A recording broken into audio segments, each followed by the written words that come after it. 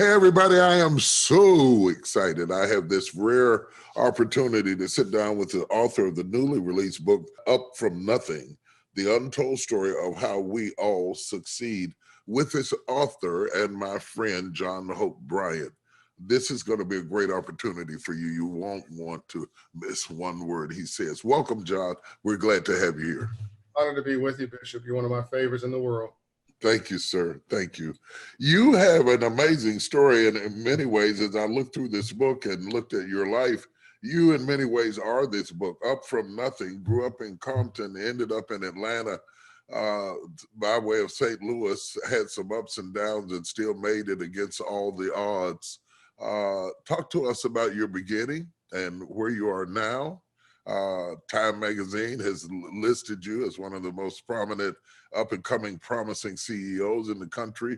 Some accolades been bestowed upon you that I imagine 30, 40 years ago you would have thought were impossible. Yeah. But God has done that for you. Tell me your story. Yeah, I think that, my story is everybody's story. I came from a family hooked on surviving.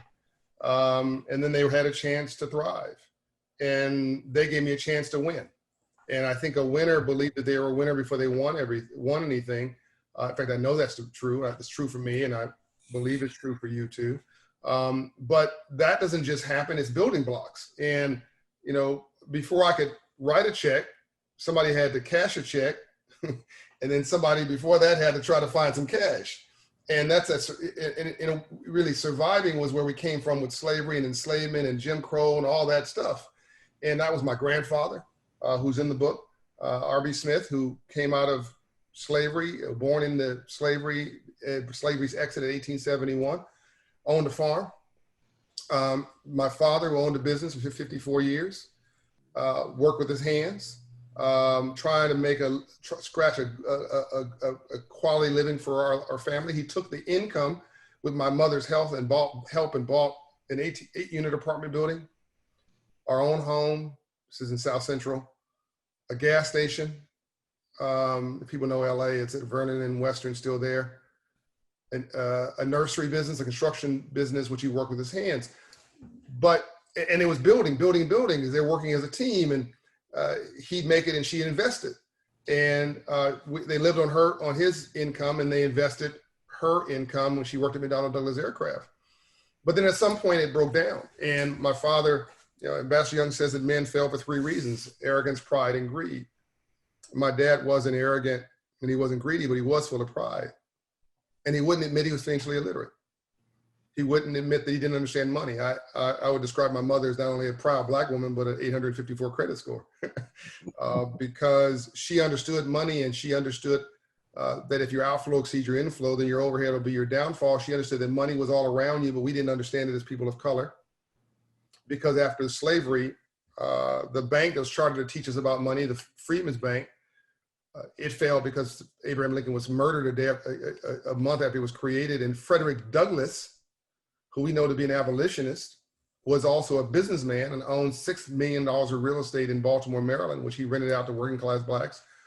That gave him the financial freedom to be an abolitionist, to be a freedom fighter. And a lot of people who are freedom fighters today also understand the power of wealth creation to give you the freedom to say and do as you want. And I want to get to something, because the marriage exploded, the family went into pieces. You've had many people to die around you. You've had every reason to be a crackhead. You could have went through another door. And the reason I want to get to this is that most Black men are still so angry with what happened to them. Whether it was domestic violence, whether it was physical abuse, sexual abuse, absentee fathers, have rejection issues, abandonment issues, all of those sorts of issues in their lives. You could have been them. You could have been them. You're a Class A case for that. Yet you made another turn in another direction. And some of the people listening at me right now, especially after COVID-19, are having to reboot themselves. Some people that have a boot to reboot. Yeah. And they're trying to figure out, how does this guy get to do all the things that I find unimaginable, even though his roots don't look like me, his fruit doesn't look like me. His root looks like me, but his fruit doesn't look like me. What was the turning point? What do you say to yourself? What do you do that makes you hear a different beat of a drum? Well, first of all, it was my mother telling me she loved me every day of my life, Bishop. And I know that most people don't have that. And so I know that that's rare. But God's telling you that he loves you or she loves you. Your very embodiment is a confirmation that God loves you. I mean, there's not another you, whoever's watching this, in the world. You are completely, utterly, absolutely unique. And so my mother, yes, told me, I think as an agent for God, I love you. You can do anything. And that built self-esteem in me. And I learned to love me, even when I didn't like me. Yeah. And I think that's what sustained me, is that self-talk. People have been discounting me my whole life, man. I was, as you said, I witnessed 2 murders, my best friend and my uncle, before I was 9 years old. My family exploded. We owned all these assets and then lost it, and I was homeless when I was 18 years old. I mean, don't let the suit fool you, as they say. Yeah. But still we rise. It's not, I've been built by failure. I guess is what I'm trying to tell you. I wasn't built by the successes. I was built and forged by the failures. I love that. I love that. Let's park right there. I've been built by failure, because I'm sitting here thinking almost every successful African-American person I know has some drama, tragedy, adversity that happened in their life where they could have died and decided to go forward. I think in some ways those tragedies become fuel. Oh yeah. It's not always what I'm going to, it's what I'm running from. Yeah. Yeah, that gives me the power to fight. And you said you've been built by, how did you phrase it? I've been built by failure. By failure. Explain, dig into that for me. Well, I'll go one further. I'll go further. I was also built by vanity. I mean, it's my insecurities and my vanity that also fuel me, because for so long I was told you ain't nothing. People would roll their eyes in front of me. Establishment leaders.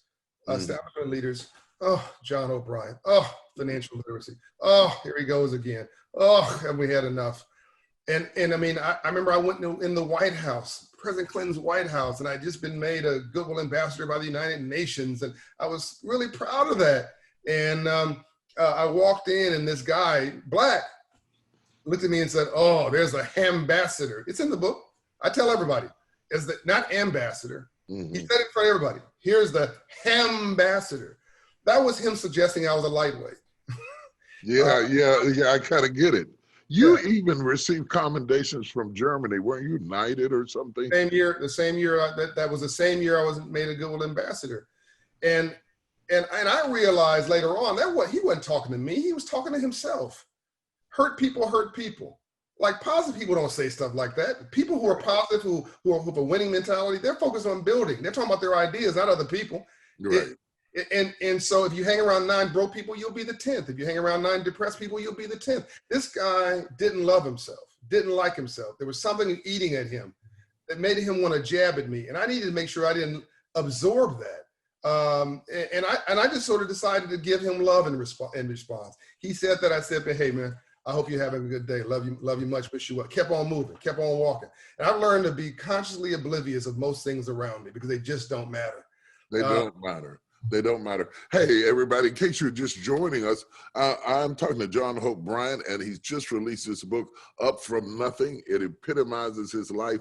There's nothing worse than getting a great book by somebody with a great title, but they really can't relate to it. If you're going to write Up From Nothing, you have to be up from nothing yourself, okay?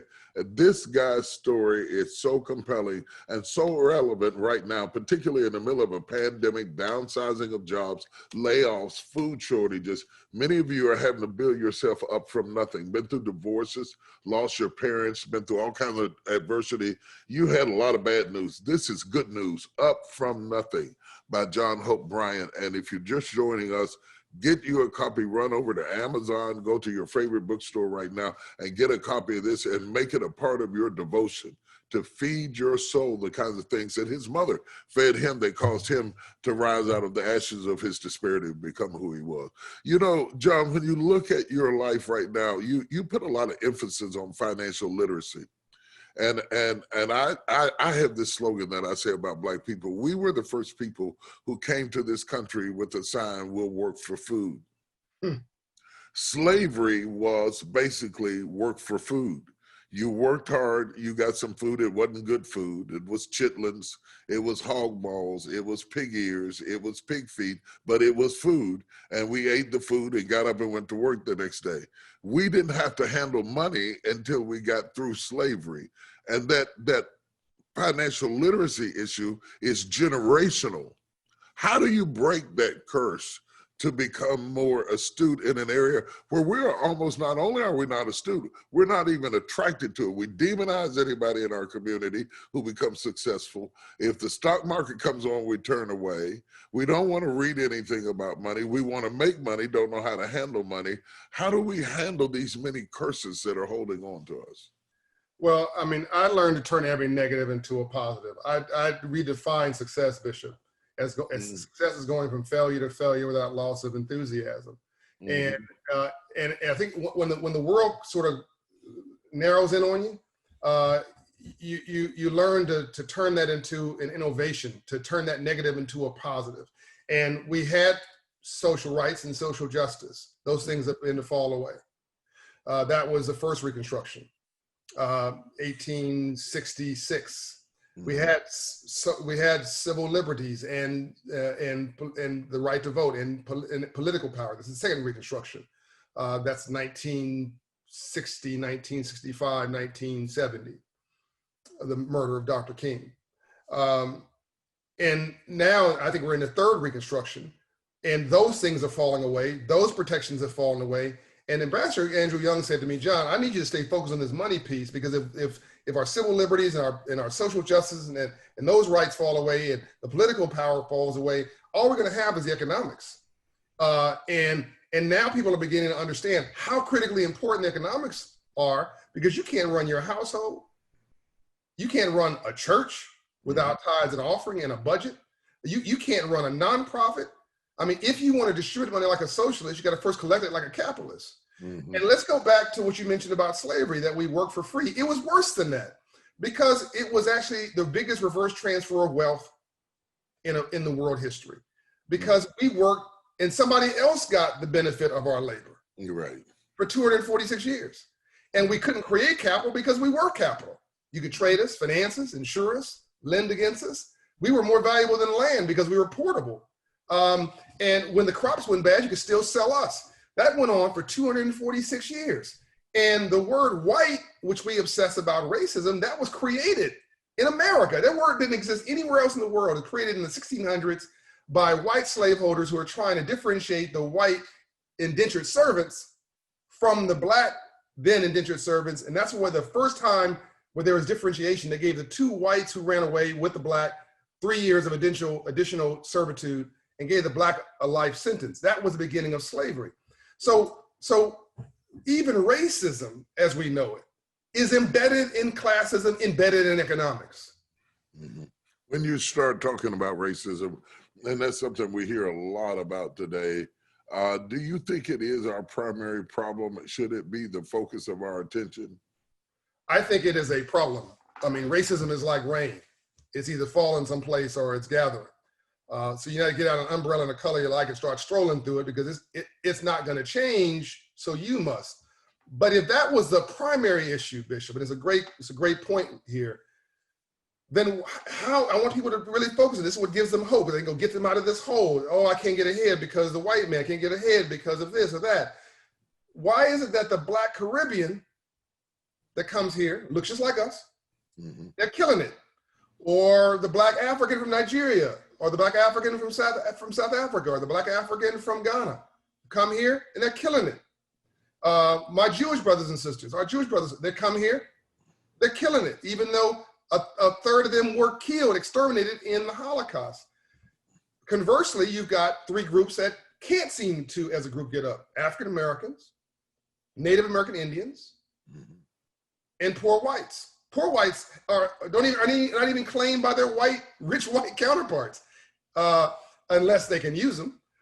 So what differentiated this group, which were of every color, from this group of every color? And I suggest it's what I call the 5 pillars of success. I wanted to create a book roadmap, a business plan that you can operationalize at the Potter's House, operationalize at Operation Hope, the Urban League, wherever, once you get your mind right. But I wanted you to create a roadmap that was math driven, a formula, 5 things. If you do 3 of these 5 things or more, you succeed. If you don't do 3 of these 5 things, that will define or explain why you haven't, as a group, people, family, race, why you haven't succeeded and you actually might have failed. All right, I'm going to lean in because, first of all, everybody wants to be successful. How you define success is up to you. Everybody's idea of success is not the same. For some people, it's money. For some people, it's family. It's a lot of different things. We'll have that fight another day. You say there are 5 things that we need to know. Give us 2 of them. Let us read the rest of them in the book. But give us 2 of your favorite 5 principles that will kind of whet our appetite to get these other 3 and put them together and have the full set of a roadmap of where we need to go from here. What are the top 2 that stand out in your mind right now? And by the way, we don't fight on the other thing, the fight about about success. I know you didn't mean literally fight, but we're in massive agreement that there's different types of success, and you got to find the one that feels right, feels best for you. I think that gives you fulfillment. What's your purpose in your life? What are you passionate about? What makes your toes curl? What gives you what lights up your eyes? The ministry, helping the homeless, raising children, being a domestic engineer, raising children. One of the most undervalued, underappreciated roles in the world is the role of the mother, right? But without women, there'd be a lot less men, right? Or the father, yeah. Exactly. Yeah, it's a very important role.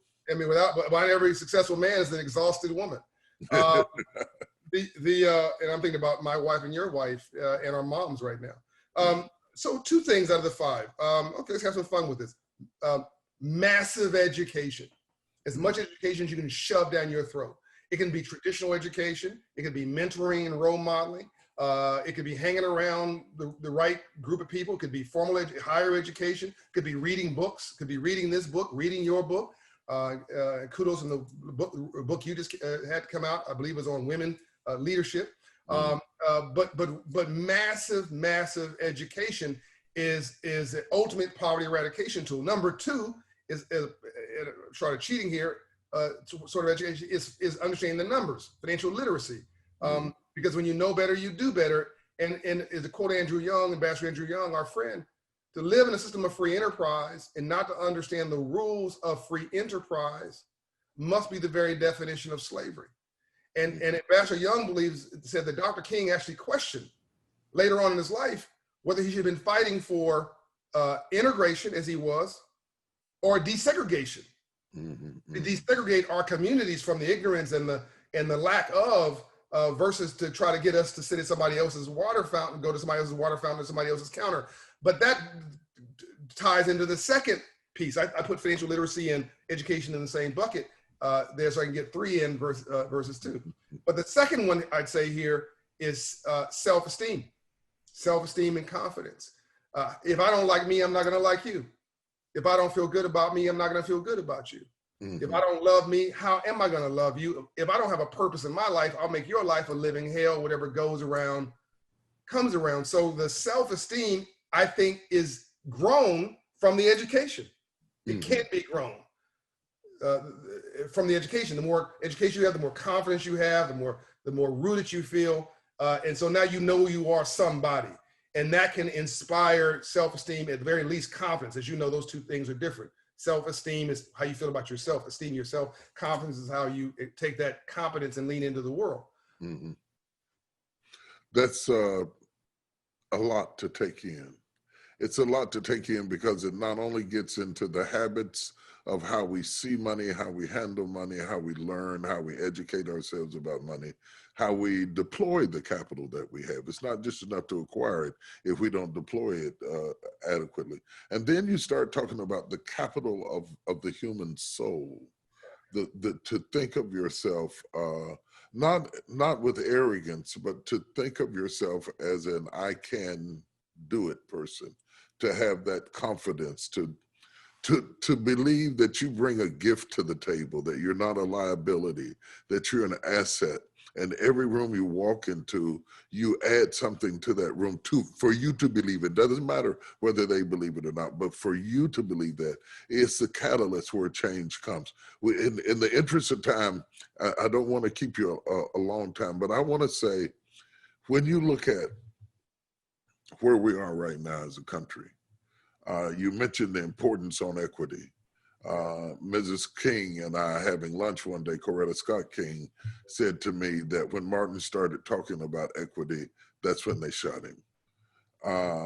Over and over again, you mentioned the early emphasis on banks and how it led to the killing of Abraham Lincoln.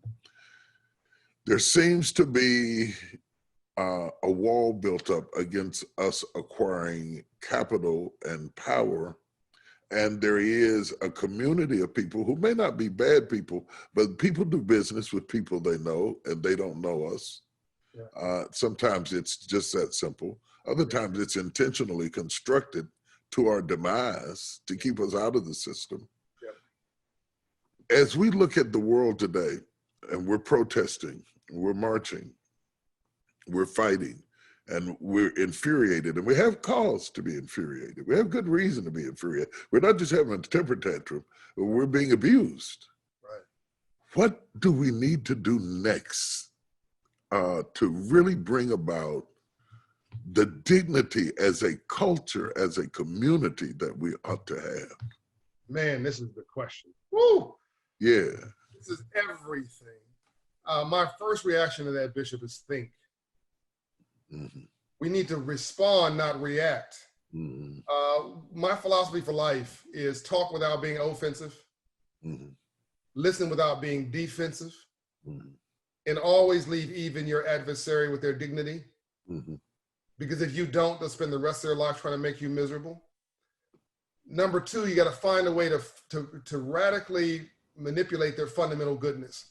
I don't mean manipulate in a bad way. I mean, you got to wrap them up in your success. The Lincoln was perceived as taking something from the Confederates, mm-hmm. Taking something from the South to give to Black people, which, by the way, should have been done. Yeah. And he paid for his life. Once he tried to give us the right to vote, they saw that as a taking from them. They hadn't even gotten to the money part, because we didn't get the 40 acres in a mule was a pilot program. It was only 400,000 acres along North Carolina's coast. And then he was killed, and actually gave that land back to the Confederate Army after he was assassinated. And Dr. King was perceived as in the spiritual realm that he comes from, he was trying to share all the wealth. The perception was he was taking from the top 2 or 3%. And I think you don't live very long if that is the business plan. I think we've got to have a plan that goes from being experts in the streets to having a plan and having expertise in the C-suites. We got to we need a business plan. And that business plan has to do what Ambassador Young did in Atlanta. The only international city in the South is where I am now, the largest economy in this region, the largest airport in the world, the most Black businesses in the country, is they decided to argue here not about Black or white race, but green. Mm-hmm. Who got it? And it was about an expanding pie, not cutting up a poverty pie.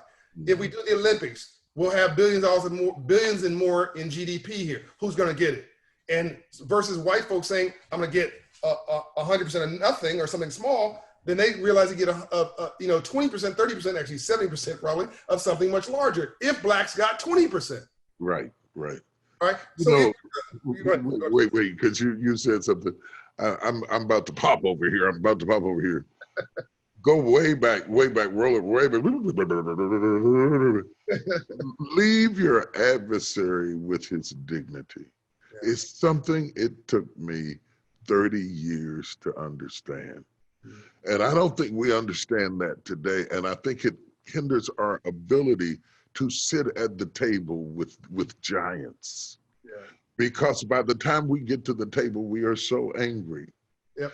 that we demoralize our adversary with a vicious, the kind of viciousness that powerlessness creates. Yes. The more powerless you are, the more vicious you become. And if you leave your adversary without his dignity, as you said, you ultimately will have an adversary all of your life. The wisdom of what you just said was staggering on so many levels. And I hope you all listen to this again and again. I'm talking to John Hope Bryant. The book is called Up From Nothing. And we're talking a roadmap, a strategy of where do we go from here? And we're talking about many, many aspects of it, one of which is to be able to sit at the tables you sit at. You sat on the Democrats' table, you sat with the Republicans, you've talked with the haves, you've talked with the have-nots, you've talked with people, negotiated with people that you didn't personally like or care for, but you knew how to sit down at the table and leave your adversary with dignity. Our people don't get that. They think it's either right or it's wrong. And if you're wrong, or if you said something, or if you ever did anything wrong, now you're my arch enemy. And it's my job to cut your throat by any means necessary. Smart people will argue the issue and leave the individual still standing. But this goes back to the self-esteem issue, Bishop, or the lack thereof. If all my self-esteem is tied up in how you perceive me, if I perceive you as disrespecting me, then that is my value. Now I got to fight to the death to get my esteem back. But Quincy Jones says in this book, not 1 ounce of my self-worth or self-esteem depends on your acceptance of me. Right. As Reverend Murray said, it's not what people call me, it's what I answer to that's important. Mm-hmm. And never answer out of your name. Then I added to argue with a fool proves there are two. Bishop, we can disagree without being disagreeable. Right, right. I mean, I disagree with people all the time. I say, look, I just disagree with you. I disagree with this administration. That didn't keep me from taking $10 million from him to help Black people and brown people from the Department of Commerce, right? Yeah, I disagree with George W. Bush. That didn't stop me from creating financial literacy policy from him. I disagree with things with the Obama administration too. That didn't stop me from doing great things with them. I mean, we disagree with our parents, with our sisters and our brothers. But we have got to understand that you cannot rearrange the deck chairs in the Titanic. The ship is sinking. We're picking drapes. We have got to get out of our emotions. Get into a plan. Yes. Our emotions are killing us. They're holding us back in so many ways. We approach every decision from an emotional perspective more than a strategic one. And one of the things that I've learned, as I've said at the other tables with other people, is they very seldom make a decision about business, about politics, about anything else from a place of emotionalism. We keep appealing to them on the basis of an emotional premise. And it's almost like speaking French in Russian, because the more you approach them with emotions, the more they're going to approach you with strategy. That's right. That strategic thought that they have is what has made them successful. And maybe we should pull back on our emotions and get more strategic in our thinking in order that we sit at the table from a position of strength. It's one thing to be in the room as a puppy with your paws up saying, you know, I'm hungry. It's another thing to have a seat at the table and convene the meeting. And that's a whole different thing altogether. Whole different thing. And that's why I talk about this book. I talk about winners. We need a nation of winners. And we don't have time to get into what I mean by that and define it, but winners are builders. You are a winner. You are a builder, and a winner thought they were a winner, or I said, knew they were a winner before they won anything. Before they won. And this again goes back to how I esteem myself. And what we're talking about now, this piece now, to me, is the whole ball game. Combine that with a relationship capital. So if all I know are poor people and broke people and people who agree with my pained philosophy, and let's start with, if you hang around 9 broke people, you'll be the 10th. Let's start there. But also, hurt people hurt people. So now you're in this cesspool of pain.